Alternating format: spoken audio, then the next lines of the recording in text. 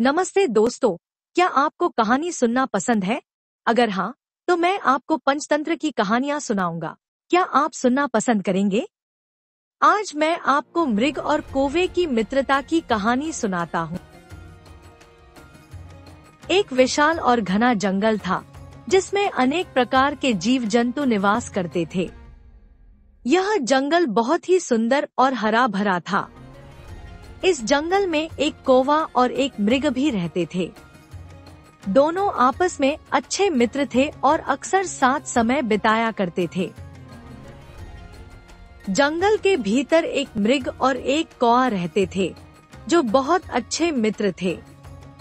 उनकी मित्रता इतनी गहरी थी कि वे हर समय एक दूसरे के साथ दिखाई देते थे। मृग अपनी सुंदरता, सरलता और शांत स्वभाव के लिए जाना जाता था, जबकि कौवा अपनी चतुराई और चंचल स्वभाव के कारण प्रसिद्ध था। दोनों की इस अनोखी जोड़ी को देखकर जंगल के अन्य जानवर भी हैरान रहते थे। एक दिन कौवे ने मृग के पास आकर उससे मित्रता करने का प्रस्ताव रखा। मृग ने कौवे की बात को सहर्ष स्वीकार कर लिया। तभी से दोनों साथ साथ समय बिताने लगे। कौवा अक्सर मृग की पीठ पर बैठ जाया करता था और मृग इसे कभी बुरा नहीं मानता था। कौवा मृग की पीठ पर बैठकर इधर-उधर झूला झूलने जैसा अनुभव करता, जबकि मृग बिना किसी आपत्ति के कौवे को अपने साथ लेकर जंगल की सैर किया करता था। कौवे की चंचलता और मृग की सहनशीलता ने उनकी मित्रता को और मजबूत बना दिया। जंगल में जहां अन्य जानवर अपनी अपनी जाति और स्वभाव के कारण आपस में दूरी बनाए रखते थे, वहीं मृग और कौवे की यह मित्रता सभी के लिए एक प्रेरणा बन गई। उनकी दोस्ती यह सिखाती थी कि मित्रता में जाति, आकार और स्वभाव कोई मायने नहीं रखता। इस प्रकार मृग और कौवा जंगल में अपनी अनोखी मित्रता की मिसाल पेश करते हुए हंसी खुशी अपना समय बिताते थे। जंगल के एक कोने में एक बहुत ही चालाक गीदड़ रहता था। उसकी चालाकी और धूर्तता के कारण जंगल के अन्य जानवर उससे हमेशा सावधान रहते थे। एक दिन गीदड़ की नजर एक शक्तिशाली और सुंदर मृग पर पड़ी। मृग का तेजस्वी रूप देखकर गीदड़ के मन में लालच जाग उठा। उसने तुरंत ही सोच लिया कि यह मृग अगर उसका शिकार बन जाए, तो उसके कई दिन आराम से कट जाएंगे। लेकिन एक समस्या थी, मृग बहुत बलशाली था और गीदड़ अकेले उसका शिकार नहीं कर सकता था। गीदड़ ने गहराई से सोचना शुरू किया। उसने सोचा, मैं तो इतना बड़ा और ताकतवर नहीं हूँ कि मृग को सीधा पकड़कर मार सकूं। लेकिन अगर मैं अपनी बुद्धि और चालाकी का इस्तेमाल करूं, तो जरूर कोई उपाय निकल आएगा। इस विचार के साथ गीदड़ ने मृग को मारने के लिए कई तरकीबें सोचनी शुरू कर दी। फिर गीदड़ के दिमाग में एक योजना आई। उसने सोचा, अगर मैं मृग से सीधे दुश्मनी करूं, तो वह मुझसे सावधान हो जाएगा। सबसे सही तरीका यह है कि पहले मैं उससे दोस्ती कर लूं।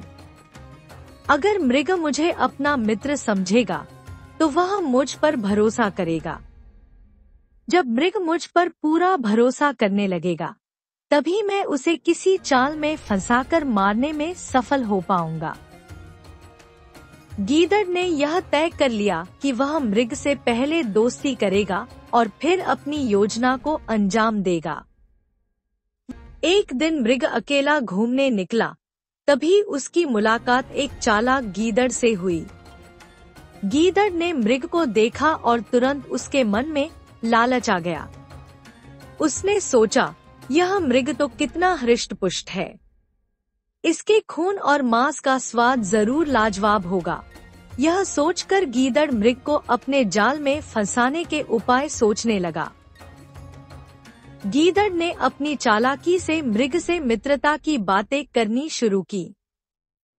उसने मृग से कहा, हे मृगा, तुम बहुत सुंदर हो और मैं तुमसे दोस्ती करना चाहता हूँ। वह मृग के पास गया और अपने शब्दों और चतुराई से उसे अपनी ओर आकर्षित करने की कोशिश करने लगा।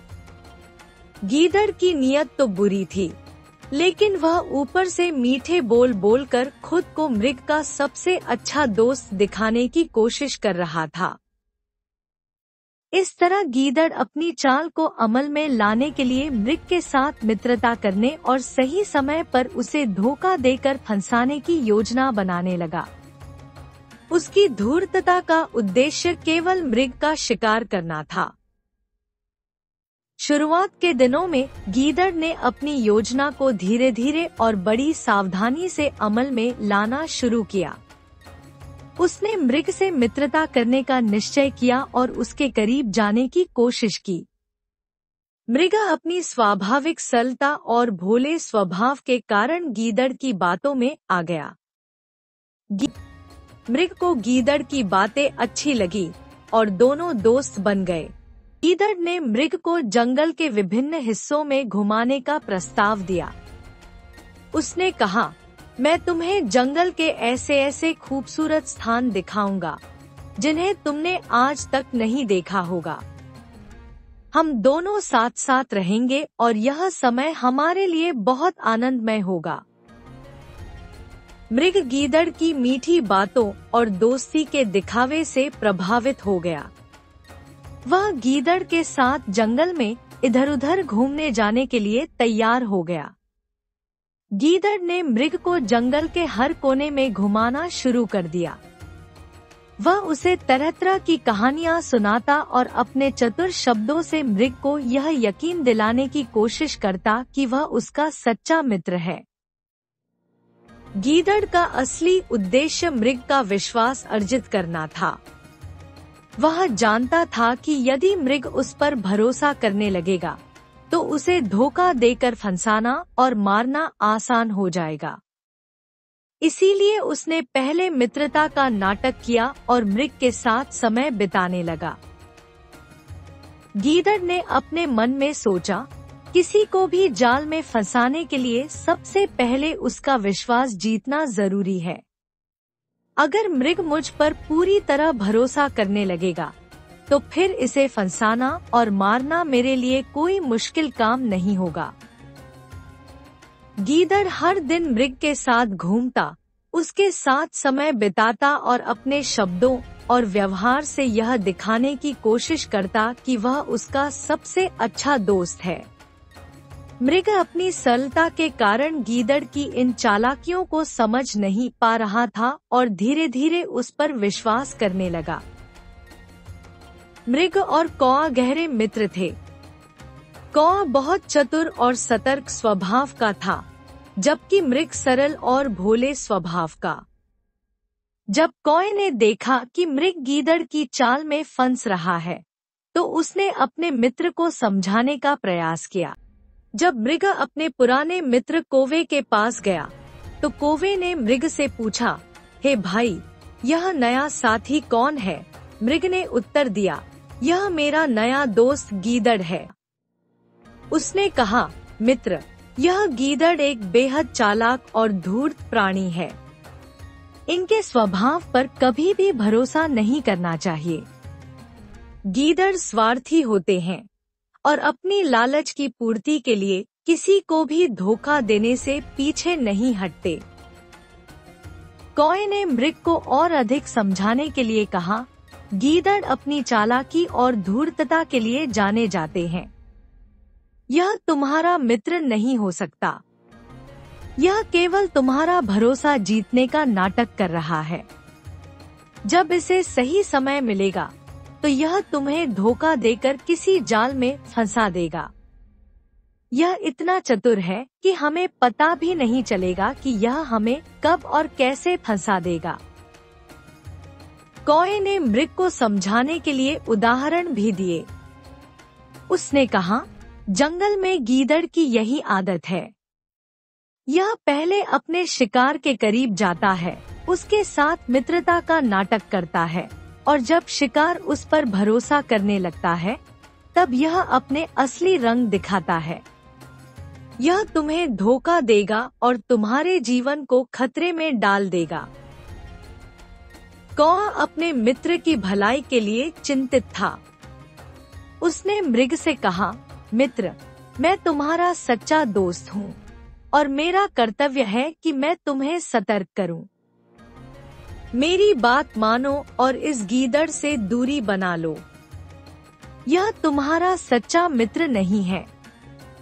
यह तुम्हारे भोलेपन का फायदा उठाकर तुम्हें नुकसान पहुंचाने की फिराक में है। सावधान रहो और इस पर भरोसा मत करो। कौआ बार बार मृग को सावधान करने की कोशिश करता रहा, लेकिन मृग अपनी सरलता और भोलेपन के कारण कौए की बातों को गंभीरता से नहीं ले रहा था। कौवे ने चेतावनी दी, यह गीदड़ बहुत चालाक और धूर्त होता है। यह मांसाहारी है और इसका स्वभाव कभी नहीं बदलता, इसलिए इससे दूर रहना ही अच्छा है। लेकिन मृग ने कौवे की बातों को नजरअंदाज कर गीदड़ की दोस्ती जारी रखी। कुछ दिनों बाद गीदड़ ने मृग से कहा, मित्र, पास में एक खेत है जिसमें ढेर सारा अनाज है। चलो, मैं तुम्हें वहाँ ले चलता हूँ। वहाँ खूब मजे से अनाज खा सकेंगे। गीदड़ की बातों में आकर मृग उसके साथ खेत में गया और अनाज खाने लगा। मृग को वहाँ रोज रोज अनाज खाने का चस्का लग गया और वह नियमित रूप से खेत में जाने लगा। किसान ने देखा कि रोज कोई जानवर आकर उसका अनाज खा जाता है, तो उसने वहाँ एक जाल बिछा दिया।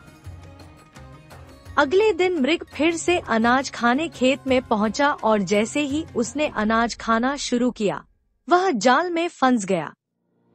मृग ने गीदड़ से मदद की गुहार लगाई, भाई, मुझे इस जाल से निकाल दो, मैं बुरी तरह फंस गया हूँ।